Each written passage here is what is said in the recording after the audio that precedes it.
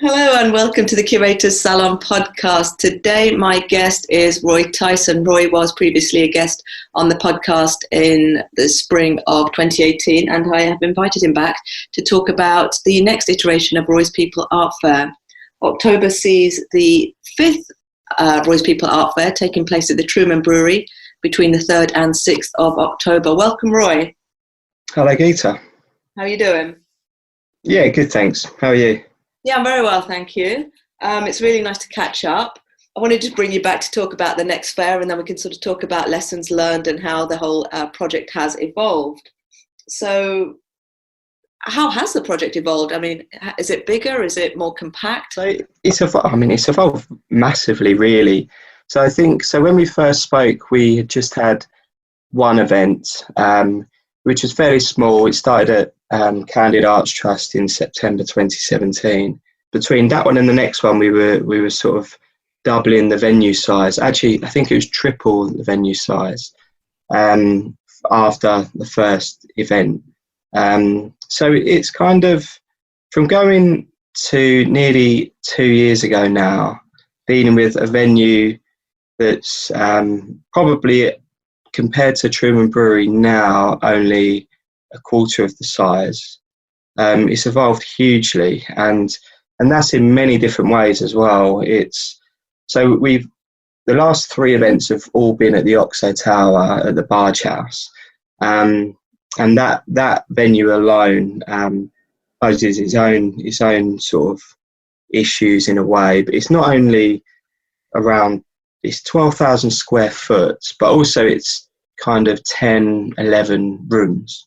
And on top of that, we had space for an extra sort of 30 artists above what we did in the very first fair.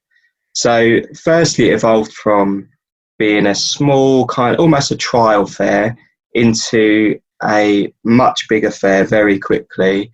And from that, became so many lessons. It was mad, really. We lent on people a lot in terms of freelancing.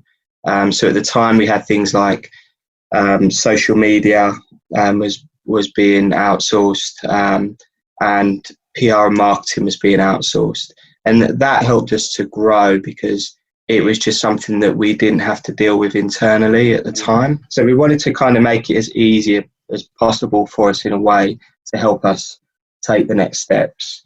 And then since doing April last year, then moved on to November last year, which again was at the Barge House, the Oxo Tower. We grew again by taking on more artists, dealing with bigger artists. So we decided to go down the route of having a name there. So we had an artist called My Dog Size there, who's very well known in the street art world.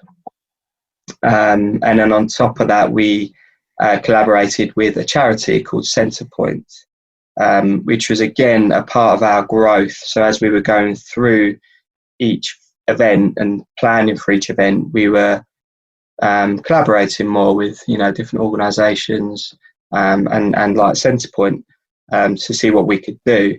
We went from there and then again into the one earlier this year in April, which was our biggest event to date in terms of sales. So we, being an art fair, we love selling artwork. At the event, we choose awesome artists and we want them to make money out of it and sell some artwork. This past April was our biggest one by far. We nearly doubled the amount of art sales that we did in November last year. And I think that's just part of growth. That's part of how the art fair has become or is becoming known on the sort of London art scene. And that's another reason why we did it at the Oxo Tower for the last three events have all been there, purely because we wanted to grow that fan base, if you like, of people that would recognise the fair, know where it is and know where to go. Will instantly see that it's there. So we're not dragging people all around London for every different, and that's just another reason why the whole event has grown. From April to this one in October, this is letting us, so at the Truman Brewery, it's a much bigger venue. Well, saying that, actually, it's not a bigger venue. It's about the same. The difference is it's all in one place rather than having 11 rooms and 3 floors. Now it's all on the ground floor, pretty much in one big room. And we're able to get 92 artists on board, and usually we're working at around 80. We usually work with around 80 for the last 3 events. So 92 is quite a nice increase for us, and the fare alone. It's a massive risk, if you like. It's going to that next level.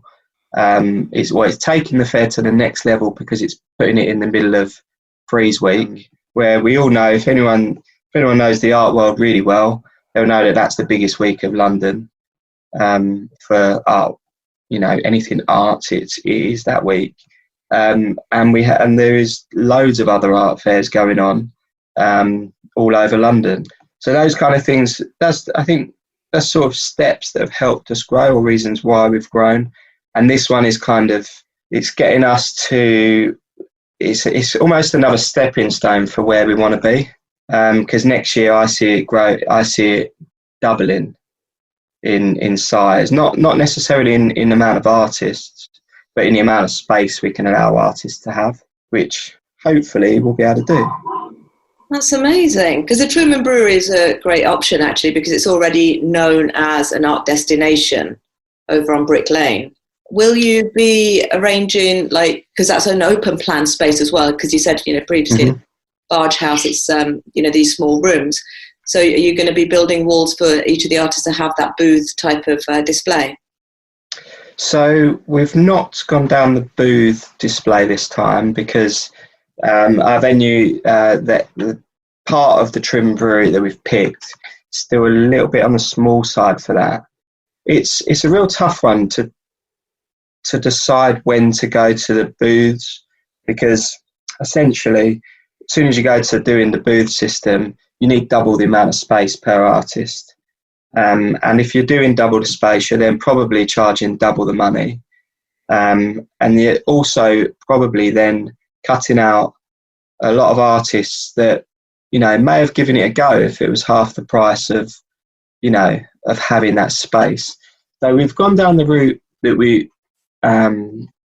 we've always gone down, offering 2, 3 and 4 metre spaces, it being almost, I guess, shared wall space. They have their area, they have their 2 metres or their 3 metres, but they might be next to someone, and there might be a row of sort of 4 or 5 artists, before there's a break. Or so we've done that really to keep it accessible to more artists, and I think because of that, it's quite a big reason why we get a lot of first-time artists applying. For a first-time artist, it's a massive jump from probably not dealing with many galleries to then wanting to, or actually, you could go right back.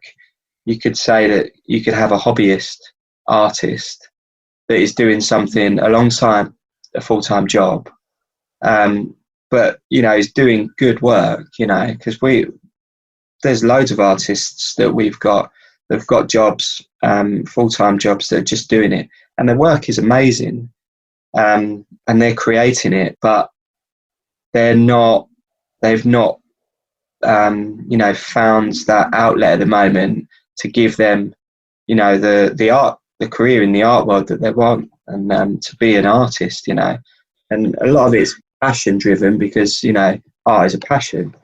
So with having roughly around sort of 20% of artists out of the whole fair exhibiting for the first time, I think what we are doing, and the way we want to position the fair, is to give access to as many artists, and giving them that platform will allow any artist to come along, the exhibitors that we've got, and it just opens their whole, it opens what they're doing to the art market. as a whole. And so bringing them, so, you know, I think if you put everyone in the same room, for me, it's making everything equal. So whether you have an artist that's, you know, never exhibited to an artist that's done loads of art fairs, I don't think that's necessarily, you know, a thing. I'd say to the new artist, it's the biggest opportunity you'll get, that you're completely in control of. You know, you're the person standing there representing your art. And, you know, if you get in a gallery come along, you won't know who the gallery is. But it gives you that opportunity to reach that person. And that gallerist might be looking for an artist, you know, to take around the world at affordable art fairs, or, you know, any of the art fairs. So that's the opportunity, and that's what drives us in a way, is giving that opportunity to artists to make their way, you know. Yeah, I mean, this is one of the reasons I'm often encouraging people to try out art fairs if they've only shown, you know, maybe in either open calls or open studios or something like that. You know, it's really putting their work in front of an audience and actually changing their peer group, but massive experience and massive exposure that they wouldn't, as you say, you know, by being self-representing, you know, they're really in control of, you know, how much effort they put into it and some of the success that comes out of it as well. Yeah, they really are. And it's not even just what they do at the event. I mean, we will tell every artist, if you're going to do these fairs, you need to be there for every minute that door is open. You need to be open to everyone that's looking at your work. You know, if there's only one person in that room, you don't know who that one person is, but that one person could open up a million doors for you. You know, it's reaching out and making the most of every little thing. And then on top of that, as an event, we're always looking for new artists and, you know, new ways of working with people. We don't just look at the artists and choose who's the most popular. We look at, you know, who is doing the best artwork. And that then could snowball into things like being on the tickets, being on fair guides, images being used, you know, for branding, images being used in the press release that will go out to, you know, all the bloggers and newspapers, websites. So the opportunity is much bigger than just taking your space and seeing if you can sell a couple of prints, which is sometimes the mentality that some people come with. But for me, it's, you know, you've got to look at it as you're part of something.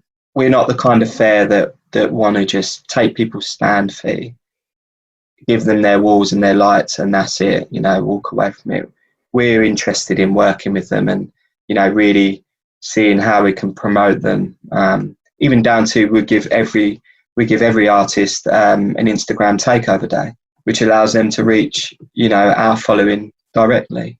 And there's no catch to it. It's just, you know, that's what comes with exhibiting with us, because we want to support the artists. So it is a big opportunity, I think, without it sounding egotistical. No, I totally agree. I mean, you know, that artist takeover on the Insta, you know, I've been responsive to in the past, and it's always really great to, you know, sort of actually get the voice and the tone, and as well as obviously the visuals of each of the artists that are coming through, you know, especially as you build momentum closer to the fair.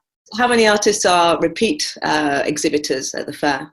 This one's quite strange, actually, because usually we see at the Barge House, for the last three, we always get repeat exhibitors. And usually there's around, I would say, maybe just under 20, I would say, in each fair. Maybe a bit more in a couple of them. And we were actually, what was great was we still have a group of artists that were exhibiting at the very first one that have come along the whole journey with us. And now what we've seen at Truman is we've seen not just repeat exhibitors where they're consistently doing art fairs with us, but we've seen artists that have been a part of one of our earlier ones. They're not exhibited and now have come back. which is amazing, you know. And I don't know why that is. I think it might be because we're at Truman Brewery. It might be because we're in Freeze Week. It might just be because people have. Well, actually, I mean, it could be that they just don't like Barge House. You know, not every venue is for everyone, is it? What's quite difficult sometimes as you know, the host, is when you don't have a direct connection with all of these artists. So then when one artist doesn't re-exhibit, you don't really find out why, you know, unless you go asking. But then for them to come back, which until we kind of have face-to-face conversations with these guys, we'll be able to find out why. Well, it might be that they just had a whole lot of other stuff going on that year. Yeah, it could just be life. But it would be, you know, it's just really good to see, because one thing that we try to do is build rapport with all of our exhibitors as much as possible. For them to come back, you know, just allows us to keep, you know, interacting with them and you know, getting to know them better, really. And you know, we've built friendships out of artists that, you know, are our exhibitors, you know, but actually now are really good mates, and you'd love to go to the pub all night and drink with them. Community is a huge part of the whole thing, because even next Tuesday we've got a network event just for the exhibitors, but we base ourselves at Great Art in London, the art supply store, and we just invite all of the artists to come along, and there's, you know, there's loads of them coming along because they've not met us before. They've probably got a ton of questions. You know, if they can come along, have a chat, and they go down really well, you know, just by giving artists that sort of that openness. You know, we're not just artists that sit behind a computer and, you know, don't want anything to do with them. We genuinely want this to be a successful experience for everyone. No, that seems to be one of the differentiators of Roy's People Art Fair, particularly, you know, the community. I think you've got a Facebook group as well, only for exhibitors, you know, all of that. So they get to know each other, meet each other before exhibiting, you know, so actually they're on the adventure together when fair time comes. Yeah, absolutely. And a lot of the time with the network events, people won't know any of the other exhibitors. So they'll come along, you know, nervous because they're thinking, what am I walking into? And then they'll go away having met a couple of exhibitors that when it comes to setting up on the fair day, which is a massively daunting day, you know, there's familiar faces for them to see and, you know, bounce off. And that then reflects basically onto the visitors. Yeah, I mean, I was at the opening night for the last one, and it was a really high vibe evening. You know, it was great. There's lots of familiar faces, both artists and visitors as well. Yeah, it was actually a really excellent night. Working with so many artists, what have you found to be the difference between the ones that are easy to work with and successful versus those who are not so? We've dealt with around 400 artists, like exhibitors now. And one thing that we've found is that the artists that are responsive and read the material that we give them, take on board everything we say, or not take on board, but, well, use it, you know. We don't want to be patronising to tell people this is what you have to do, but we give tips to, we give a lot of advice with, you know, this is what you could do for the fair. So what we find is artists just are quite, a lot of them don't engage. So one thing I've seen is, if I was a gallerist and I had an artist that didn't reply, that sent you bad information or wrong information, or just didn't do anything, you know, to help with the relationship, then I think that gallerist will put them down the pecking order. the ones that will do well out of it will be the ones that will just pick up on everything that we're offering them, so they will read the manual word for word, and then they'll come back to us with questions still, which is absolutely fine. We can't answer everything, but it's there to cover the basics, well, I suppose more than the basics, to quite in depth. If you've given all the information, I don't think you should be getting an email saying, what time does the fair open on a Thursday? And it's those kind of things that unfortunately happen. As an event, we need a lot of information from artists, whether it be about artwork, it might be because we need the information for the Instagram takeover. It could be because we are looking to feature an artwork, in something on the website or whatever it is. And if that information doesn't come back, that opportunity goes. It will disappear, because all we'll do is we'll probably look for someone else to feature, to be straight about it. But the ones that do, solidly give everything, because they're part of it and want to be part of it, we'll support them, in every way possible. And I think they just come to the event, they'll be engaged with everything. They'll have looked at what we've suggested. When it comes to setting up, they won't be worried about where they've got to park the car. It's that level of information that I think artists really need to take on board as a whole, just to make it easier for anyone who's organising to deal with them directly, and work with them properly. Well, that's great advice for, actually stepping into a more professional zone with the art, the whole art business side of exhibiting as well. I wanted just quickly to talk about next year. You've got the fair in April in London, and then you also have a show in Glasgow. How did that come around? Yeah, so Glasgow came about because I've been looking to take the fair out of London. Well, ever since the start, really, ever since the start of setting up the art fair. Although I knew I had to grow its reputation in London, I also have big ambitions for it worldwide, and always have done. It's never been any different. But one problem with it is just sort of working out that time to do it and where to do it. So we looked all around the UK to start with, just because we wanted to take the fair out of London, but we thought, maybe overseas isn't the best thing for our first event, away from home, if you like. And so we looked at the major cities in the UK. So we looked at Scotland, and we looked at Edinburgh and Glasgow. And what we found was a growing art scene again.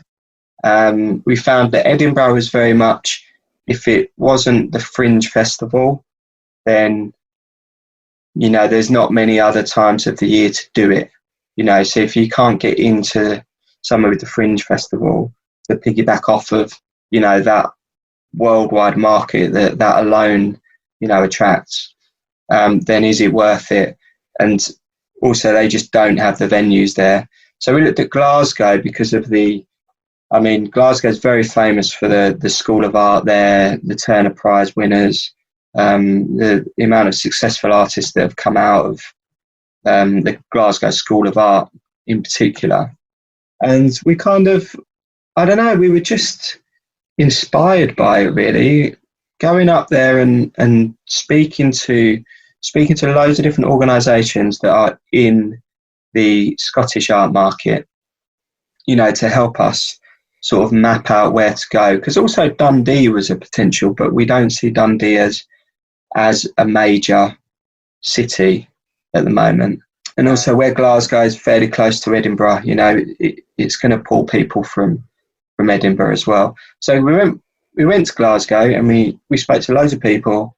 We did loads of scouting for venues, and it just felt right to host a smaller event. So the event isn't going to be as big as the London ones. It's probably going to be a lot more the size of our very first London event at Candid Arts Trust, just to get the ball rolling, really. But it's the first of its kind in Glasgow, which seemed really attractive to us, because they've got the Glasgow Contemporary Art Fair, which has been running for a fair few years. Very much gallery based, but we can see that, you know, just them alone running for, I think they've been going for 10 years, or thereabouts. You know, we can see that, okay, you know, they do it once a year. There's something there, you know. There is an incredible amount of artists based in Scotland, so we know that the artists are there. But we just don't think the opportunity has been created for a artist-led fair, you know, like ours, where people can come and discover Scottish-based artists, which is something that we want to use as a attraction, if you like, for the event. We're going to have a number of artists that, you know, will be Scottish, but I think that just comes with, you know, being in Scotland. So kind of juggling loads of different things, and it was a bit like, why not? You know, why not? It's got a massive market there, really. Nowhere near as big as London, but there is an art market there, and it's growing. The amount of galleries every year in Glasgow and Edinburgh is growing. You can just, like, you know, the amount of artists that come out of the Glasgow School of Art, you know, is phenomenal. So it's appealing in many ways, and it's a challenge. You know, it is a challenge taking it up there. A smaller opportunity than London, but, you know, you can't compete with London because it's one of the art capitals of the world. But I think it's going to be really interesting, actually, having a different type of art fair on the Glasgow art scene as well. As you say, it is a very rich creative scene. There are a lot of galleries, as you say, popping up, you know, in Glasgow and Edinburgh, actually, all the time. So, it's going to be really interesting to have this sort of different format, and particularly for artists to be showing directly as well, and not through galleries necessarily. Yeah, absolutely. And we want to create what we've created in London, or so to created what we're creating, you know, everywhere, because we're always building. But we want to, and we already are, we're building a network of people, of gallerists, bloggers, culture sites, all of that in Scotland now. Even we're speaking to Creative Scotland, and they're backing us. You know, they're like, yeah, absolutely, this is 100% something that Scotland needs, and as well as loads of others in all different sort of mediums, really. So since approaching them, I'd actually say the response from organisations has been stronger than what we get in London, because there's just less, you know, there's less of our type of events going on. So they're seeing what we're doing and they love it and they want to support it. And hopefully that'll just help, you know, grow the whole thing and get us off the ground in Glasgow. Well, it sounds amazing. I can't wait to see that fair. I think it's going to be really interesting. Maybe we should speak closer to that fair, because it'd be great to see how that fair might even differ aesthetically, or, you know, if there are particular dominant media or styles and things coming through as well, and how those fairs would differ from your London ones. Yeah, absolutely. And I think it's even just looking at the applications that we're already receiving, even the style of artwork, you know, has been slightly different. You know, stuff that we wouldn't usually get applications from for the London stuff. I don't know why. I don't know. Maybe people see London as, you know, too contemporary sometimes, or I don't know. But it's just already we're seeing a difference in the type of artist. So I'm sure it's going to be a completely different event. We plan to do it yearly, so this is it's not, by all means, not a one-off. This is a long-term project. Rather than doing 2 in London, which we're going to carry on, we're not going to copy that in Scotland. We're just going to go with 1 a year. but we want to do the one and then keep growing it every year. The one thing that Scotland also has the opportunity to do is to dot around a little bit. So if we find that a venue does become available during the Edinburgh Fringe, then it's a possibility that we could go there. Well, that is amazing. Thanks so much for sharing all of that insight and the planning and ambitions for the fair. Where can people find you online? So it's roysartfair.com, and if you're on Facebook, Instagram or Twitter, it is all at Roy's Art Fair. Fantastic. Thank you, Roy. I look forward to the next fair and I can't wait to see you soon. Brilliant. Thank you very much.